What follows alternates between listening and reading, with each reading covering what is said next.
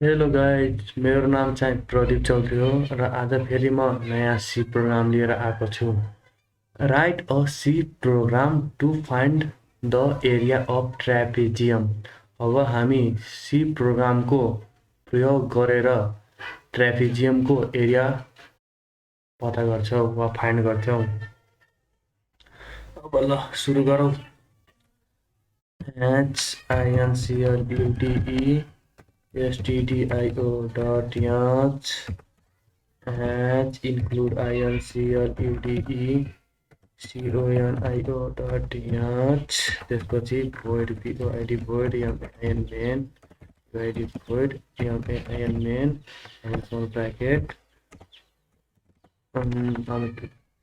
Trapezium के area find गर्न लागि variable A B float a comma b comma h त्यसपछि float फेरि एरिया दिन्छौँ एरिया अनि print of print enter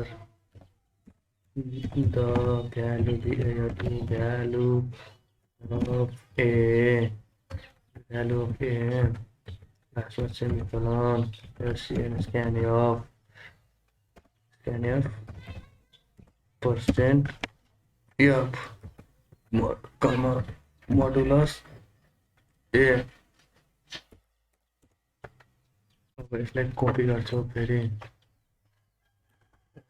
गर्ने कन्ट्रोल प्लस कपी गर्ने त्यसलाई फेरि पेस्ट गरिदिने अनि यहाँनिर भ्यालु अफ बी गरिदिने अनि यहाँनिर फेरि बी गरिदिने अनि फेरि इन्टर दाब्ने फेरि कन्ट्रोल प्लस बीले पेस्ट गर्ने अनि यहाँनिर यहाँनिर एबी इएच गरिदिने अनि यहाँनिर फेरि इएच गरिदिने अनि त्यसपछि यसले हाम्रो टाइम बचाउँछ।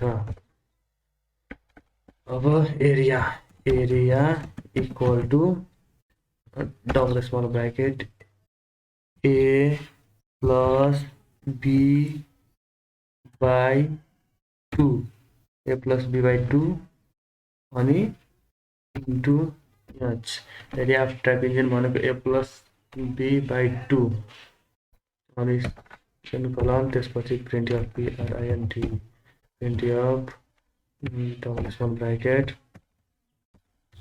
Area of TRAPEZIUM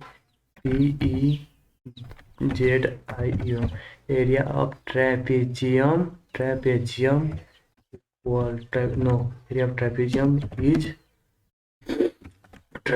is percent point 2f भनेको पोइन्टको पछाडि दुईटा भ्यालु अनि त्यसपछि लास्टमा एरिया अनि फेरि सेमिकोलन अनि get ch double small bracket comma semicolon semicolon अनि write a C program to find area of ट्रापेजियमलाई कपी गर्छौँ अनि कम्पाइल गर्छौँ।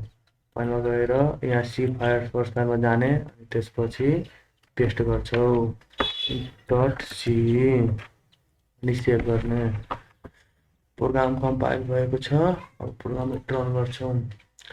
enter the area enter the value of a just 20 enter the value of b 15 enter the value of h 10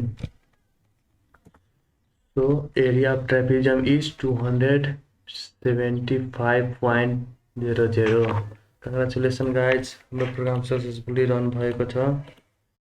यदि तपाईं मेरो च्यानलमा नयाँ हुनुहुन्छ भने कृपया मेरो च्यानललाई लाइक शेयर र सब्स्क्राइब गरिदिनु होला।